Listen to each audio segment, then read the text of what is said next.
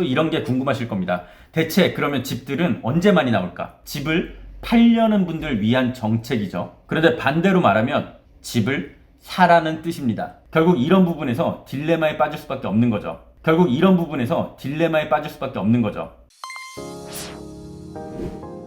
안녕하세요. 부티인입니다. 윤석열 정부 첫 부동산 관련 정책이 나왔습니다. 양도세 중과 폐지, 이런 내용들 담겨 있고요. 앞으로 무슨 일이 일어날지 예상해 보도록 하겠습니다. 소득세법 시행령 개정사항 발표했는데요.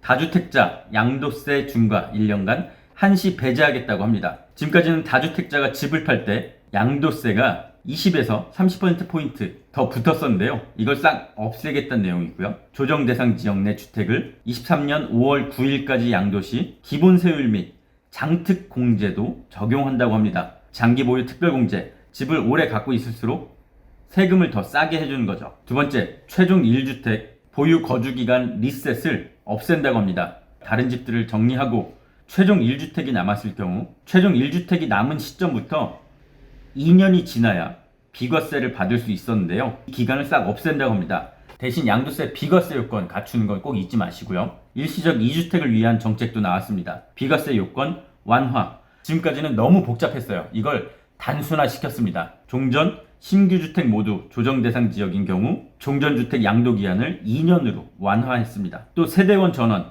신규주택 전입 요건도 삭제했고요. 즉 내가 1주택이었는데 다른 집으로 옮겨간 뒤에 2년 안에만 팔면 양도세 비과세를 받을 수 있게 됐습니다. 종전 또는 신규주택 중에 하나라도 조정 대상 지역이 아닐 경우엔 양도기한 3년이란 뜻입니다. 네, 이미 뉴스에 많이 나왔기 때문에 이 내용 많이 들어보셨을 거예요. 앞으로 어떤 일들이 벌어질지 한번 말씀드려 보도록 하겠습니다. 이번 나온 정책 아주 간단해요. 심플합니다. 집 팔아라입니다. 중과세 폐지, 장특공제, 다주택자를 위한 거고요. 1년 안에 팔아라입니다. 일시적 2주택자, 실소유자겠죠?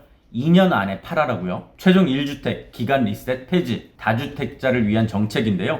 바로 팔아도 된다는 뜻입니다. 실수요자와 다주택자 골고루 위한 정책인데요. 그럼 앞으로 매물 어떻게 나올 것인지, 팔려는 매물들이 늘어날 수 있습니다. 기존에 세금 부과되던 게 줄어들었기 때문이죠. 대신 양질의 매물, 상급지는 더 귀해질 수 있습니다. 우리 집 팔고 이사 갈 때 지금보다 더 좋은 동네로 가고 싶어 하잖아요. 이 다주택자분들 집을 정리하면 언제나 늘 원하던 거 똘똘한 한 채 상급지로 갈아타려는 분들이 많기 때문에 상급지, 양질의 집은 더 귀해질 가능성이 큽니다. 또 이런 게 궁금하실 겁니다. 대체 그러면 집들은 언제 많이 나올까? 이 정책이 시행됐다고 해서 바로 매물이 눈에 띄게 늘어나지는 않을 겁니다. 지금 대부분 지역에서 부동산 경기가 안 좋기 때문이죠. 특히 가격이 한창 올라갔다가 최고점보다 많이 빠진 곳들, 이런 곳에 집을 소유한 분들은 예전 가격을 기억하기 때문에 부동산 경기, 이 시장 상황을 좀 더 지켜볼 가능성이 있습니다. 눈치 보기 조금 더 해야겠죠. 원래 팔아야 됐던 매물들은 그대로 나오겠지만 이번 정책으로 새로운 매물들이 바로 나오진 않을 겁니다. 1년 또는 2년이란 시간이 주어졌기 때문이죠. 그럼 매물들 대체 언제 내놓을까요? 지금까지 경험적으로 보면 이런 정책들이 시행되고 나서 최소 3개월에서 6개월 정도는 있어야 이 정책의 영향을 입은 매물들이 본격적으로 나왔습니다. 진짜 초급매, 초초급매는 끝끝내 못 팔았던 분들, 진짜 급할 때 만기가 1개월 또는 몇 주 앞으로 다가왔을 때 아주 적은 수량 나올 가능성이 있습니다. 그리고 이번 정책 제가 심플하다고 말씀드렸는데요. 집 팔아라는 뜻입니다. 집을 팔려는 분들 위한 정책이죠. 그런데 반대로 말하면 집을 사라는 뜻입니다. 자, 누군가가 사야 집을 팔 수 있잖아요.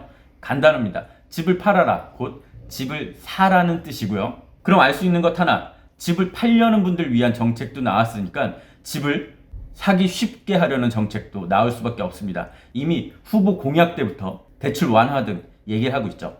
하지만 여기서 한 가지 딜레마에 빠질 겁니다. 취득세 중과 완화일 거예요. 생애 최초 취득세 감면 얘기도 있지만 다주택자 취득세 중과 완화 내용도 있거든요. 결국 이거는 다주택자들한테 집을 더 사라는 내용입니다. 지금 다주택자 집을 팔라는 정책과 완전히 상반되는 거죠.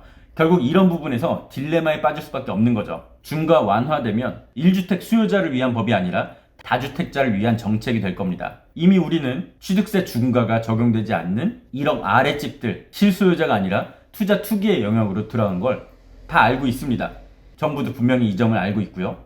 그래서 취득세 중과 완화, 또 다른 투자 투기를 불러오지 않을까, 이런 고민을 엄청나게 할 거예요. 자, 정부의 공식적인 입장은 실수요자 강화, 서민 주거 안정인데요. 취득세 중과 완화로 대놓고 다주택자들한테 투자해, 투기해라고 말할 수 없는 실정이죠. 그런데도 취득세 중과 완화는 될 거라고 생각합니다. 윤석열 정부는 공공주도라기보단 시장 경제 논리, 그리고 민간을 강조하고 있습니다. 이전 정부와 확실히 선을 긋고 있는데요. 주택 공급도 마찬가지죠. 연간 250만 호 이상 공급을 외치면서도 하나 더 내세운 것, 민간 임대 활성화입니다. 민간 임대 활성화가 되려면 개인이나 법인, 회사가 가진 집이 많아져야 되고요. 또 이걸 통해서 임대 매물이 많아져야 되는 거죠. 결국 이런 민간 임대를 위한 지원책이 늘어날 수밖에 없다. 그 중에 하나가 취득세 중과 완화가 될 겁니다. 그래서 딜레마에 빠지면서도 결국 취득세 중과 완화 쪽으로 갈 수밖에 없는 이유입니다. 자, 오늘 마지막 정리해 드릴게요. 다주택자 양도세 중과 폐지, 일시적 2주택 기간 연장, 최종 1주택 리셋